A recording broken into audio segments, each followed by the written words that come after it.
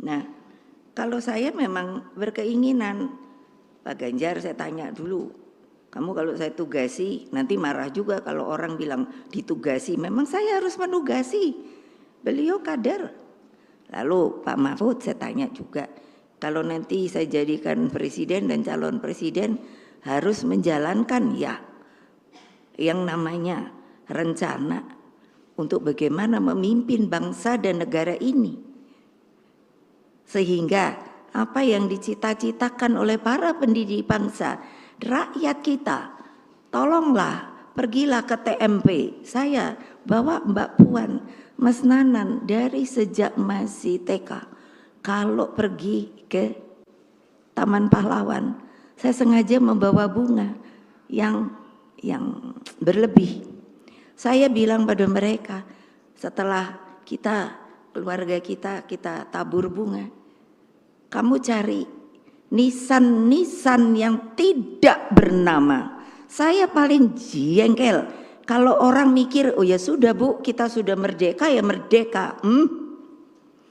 Lupa bahwa negara ini dibuat dengan susah payah, bahwa kita ditekan 3,5 abad oleh para penjajah.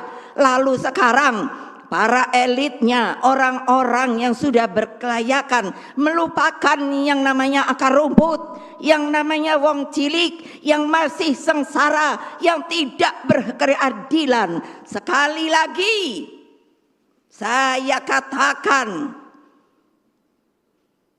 kita setiap warga negara Republik Indonesia, siapakah dia? Akar rumput, rakyat, mempunyai hak yang sama di mata hukum.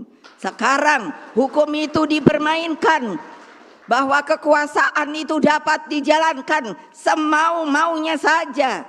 No, no and no. Saya selalu bilang kalau ngomong tuh sekarang 3 kali. Kenapa? Karena nomor kita 3. Ya, siapa yang nggak setuju?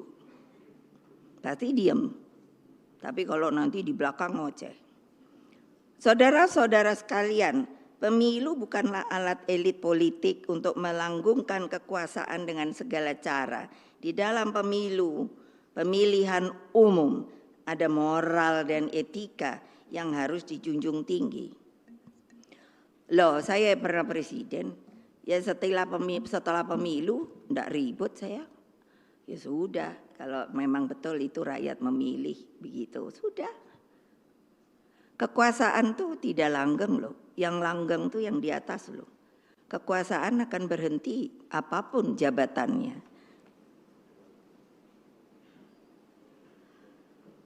Kan sedih ya. Nah, pencermatan saya akhir-akhir ini sepertinya arah pemilu sudah bergeser. Ada kegelisahan rakyat akibat berbagai intimidasi. Namun saya bersyukur ada kekuatan nurani yang berbicara. Saya ikut merasakan bagaimana pergerakan masyarakat sipil, para mahasiswa dengan kemurnian idealismenya. Bahkan saya melihat seorang ibu, namanya Ibu Sinta di Jawa Timur, dan ketua RT di Jawa Tengah, mereka berani menyampaikan sikapnya. Saya lihat ketua RT marah-marah tuh saya langsung ngomong sendiri, cah gitu. Karena apa? Dia bilang, mana surat perintah? Enggak ada. Terus saya nih ketua RT dipilih loh sama warga, jadi kamu mesti lapor loh sama saya. Jadi mereka yang datangnya itu diam aja gitu. Itu hak loh. Kewajiban loh. Lupa. Emangnya rakyat mau kamu pentungin? Hah? Penjajah boleh kamu tembak, tapi kalau rakyat no. Ingat loh. Ini saya masukkan message saya, dan pasti harus tahu siapa yang melakukan hal-hal seperti itu. Ini adalah negara merdeka dan berdaulat, saudara-saudara. Tidak ada sebagian yang merasa berkuasa. Kekuasaan itu adalah di tangan rakyat. Jawab kalau ada yang tidak setuju. Itu saya mau. kalau nggak sama. Itu apa? Katanya demokrasi, demokratis. Mana? Mereka berani menyampaikan sikapnya. Insan pers juga terbukti mampu menjadi benteng demokrasi.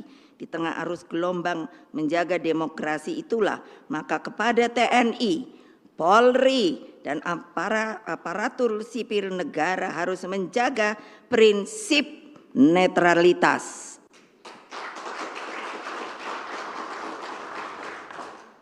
Ya emangnya pelor mau ditembakin ke rakyat? Emangnya itu rakyat sopo? Apa gitu? Ya enggak lah. Kalau saya tuh suka ngomong itu di sana itu ada Mbak Koni ahli ini pertahanan keamanan. Saya bilang sama beliau, emangnya kalau udah jadi jenderal tuh keren. Dia kalau nggak ada yang siap sampai kayak gitu, sampai kan nahan napas gitu, saya liatin ya. Aduh, yang namanya prajurit tamtama itu disuruh ngikutin, kalau nggak ngikutin katanya subordinat. Iya, saya bilang kasihan, emangnya bukan manusia? Manusia lah. Ingat loh. Terus coba apa? Sebab TNI terikat dengan sumpah. Sumpah itu kan pakai itu, pakai Al-Quran, pakai Injil, pakai kalau Hindu apa ya? Saya kurang tahu namanya. Weda. Iya, jadi kan bayangkan sumpah itu bukan sumpah omong kosong loh. Sumpah itu sama yang ke atas loh, jangan lupa sampai mati loh. Makanya ketika saya disumpah wapres, disumpah presiden lain dengan janji jabatan loh. Tolong dipisahkan. Ya, jadi ingat loh, sebab TNI terikat dengan sumpah Sabta Marga, Polri dengan Tribrata, aparatur sipil negara dengan sumpah jabatan. Nah, coba bayangkan loh, saya yang salah tuh siapa sih ketika kasus Boyolali, dan saya sampai mikir, sebenarnya apa toh yang ada di dalam hati dan pikiran mereka? Kok enak aja rakyat dibegituin? Lu apa nggak tahu kan sekarang anak muda seneng banget pakai motor apa breng-breng itu loh, apa knalpotnya dicopot, apa kan itu sebenarnya menunjukkan ya namanya anak muda apa mau sok jagoan gitu. Lah kok saya bilang enak men ya. Aduh sampai bonyok gitu saya lihat yang di apa dipukuli. Lah kok mulut bisa sampai sini yo? Kan saking cocor gemengkak itu. Terus saya tuh sampai mikir gini, yang melakukan itu orang tuanya sopo? Pada rakyat yang kayak gitu. Orang tuanya itu di mana sih? Apa bukan rakyat? Rakyat lah. Eleng loh, TNI, Polri dan lain. Mereka tuh jadi itu kan gratis loh, dibayar oleh negara loh. Negara tuh dari mana bayarannya? Ya dari rakyat lah yang ngumpulin patuh, bayar pajak dan lain sebagainya. Ini sirkulasi apa? Saya bukan sentimen, enggak. Ini supaya tahu kalian itu abdi negara bukan perorangan. Udah begitu mbok sadar apa yang harus dilindungi itu sopo toh? Ya rakyat lah. Lah kok saya lihat kok sekarang kayak begini ya? Gimana sih? Saya kalau ngomong memang benar. Makanya saya bikin ininya apa namanya nih? Tagline-nya Satyam Eva Jayate. Sebetulnya apa toh maksudnya ya nanti. Nah, jadi kan seperti ini. Nih, saya mau ngomong sama Polri. Yang memisahkan Polri itu saya loh. Ketika presiden kelima dipikirnya gampang, susah payah loh. Karena apa? Karena terpisahkan lagi dari TNI. Baik-baik.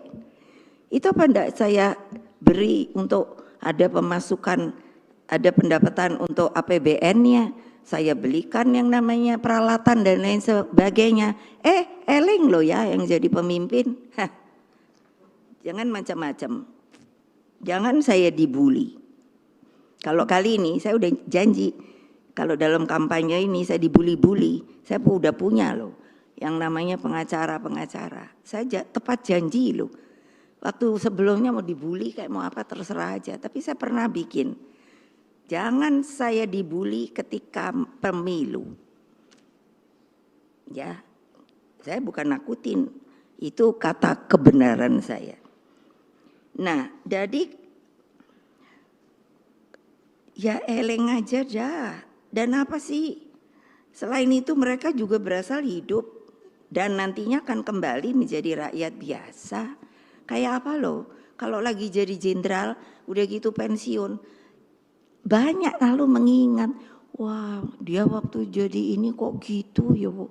Nah saiki wis dadi wong biasa. Hadirin sekalian, seluruh anak-anakku yang sedang mendengarkan dimanapun mereka berada, kebenaran dalam pemilu terjadi ketika rakyat dapat mengekspresikan hati nuraninya secara bebas, merdeka dan berdaulat. Nah ini